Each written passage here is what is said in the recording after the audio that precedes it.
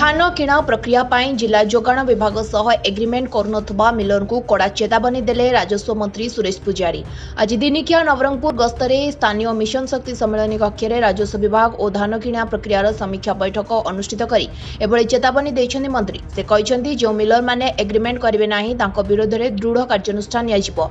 एपरिकी धान संग्रह प्रक्रिया रे जो माने अवरोध करबाकू चेष्टा करिवे से माने कल्पना करिनथिबे सेभली दंड सरकार देबे बोली। सेभली चाषी मानक अमल परे धान उठिबाकू केही अमंग हेबे ताहाले तांकर खराब समय आसला बोली भाबि नियंतु एवं भगवान सेमानकू सद्बुद्धि दियंतु बोली चेतावनी दैछन्ति। एथिसह गरीब लोक और चाषी मानक पई सरकार रहिछि बोली कहिसन्ति। चाषी भेटिबे तांको सा कथा लागिबे टिके स्लो चलीछि। बरगड रे मध्य बरगड रे तो 22-20 तारिख रु आरंभ हलानी। आरंभ टिके स्लो थिला।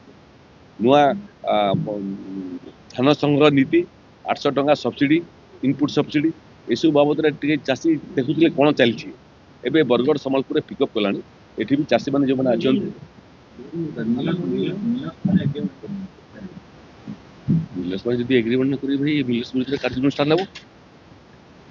केही गुटे धान संग्रह प्रक्रिया भितर जो माने अवरोध करिया पे चेष्टा करिवे, जो माने व्यवस्था को डिरेल करिया पे चेष्टा करिवे, से माने कल्पना करिनथिबे जो दंड सरकार देबो। ए सरकार गरीब लोकों चाषी मानकर अमल पर धान उठा जदि कि अंग हे बोले भगवान से सद्बुद्धि दिंतु। खराब समय आसीगला भावी। नवरंगपुर कलेश उपासी रिपोर्ट लिव लाइव ओडिया।